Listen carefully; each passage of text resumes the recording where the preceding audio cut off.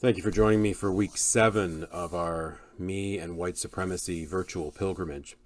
My name is Reverend John Borthwick, and I am inviting my community here at St. Andrew's in Guelph to connect with the work of Layla Saad in her book, Me and White Supremacy.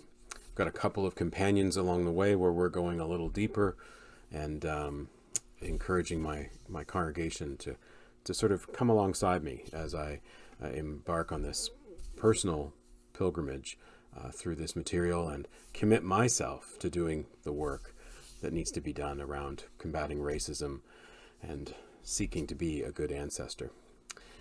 For week 7, it's the first week's review. If you'll remember from the beginning, this was originally designed by Layla as actually an Instagram 28-day challenge, and then she created this book that has it's a kind of a 4-week 28-day challenge, and I've tried to stretch it out just to for my own discipline, for my own way of engaging with this material, thinking through it, and continuing to seek ways of taking action as I go.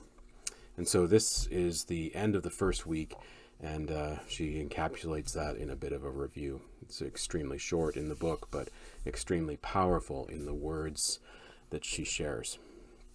First thing is, as we end this first sort of section of the book, she reminds us that BIPOC can't take the day off.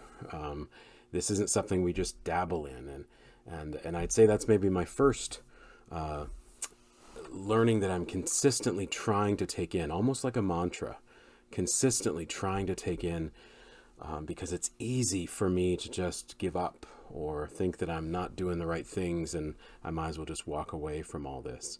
But a long while ago, I decided to make a personal commitment to continuing to keep this front and center in my life, and to seek ways to engage the community I serve in this very material, and to engage in conversations that come as a result of talking about combating racism and the systemic ways in which our society continues to exclude some and be more inclusive, really, to others, to privilege a few and to keep down some others.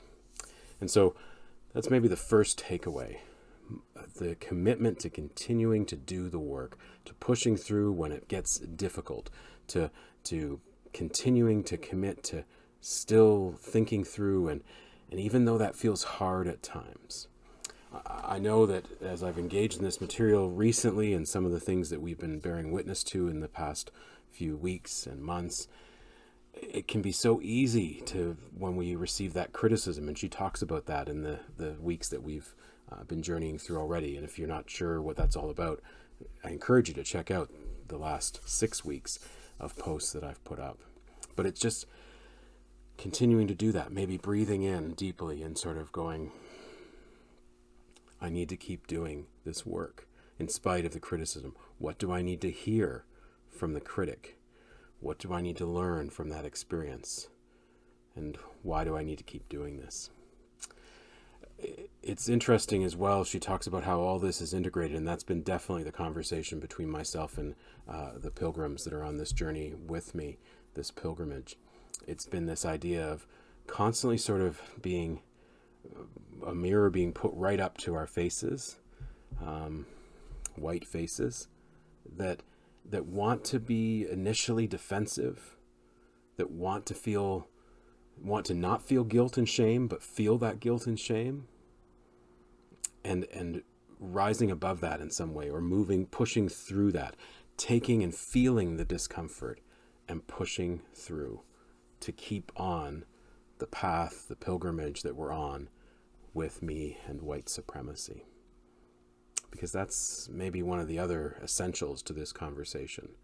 For folks like myself, it's easy just to step aside, to dabble, to just do this for a time because it's maybe popular or something like that, and then just walk away. This is a commitment to do this work consistently, to see the world through the lens that is being put in front of us each and every day, and to learn from each other, to try and seek ways of mutually moving forward together. But listening deeply, seeking ways to understand more fully. And with that listening and with that understanding, seeking to find tangible ways to act in this world, this system, this place we find ourselves. Seeking to be a good ancestor. I'm grateful for your companionship on the journey. I'll see you again next week as we continue to not choose to do what is easy, but to do what is right. Thank you for joining me.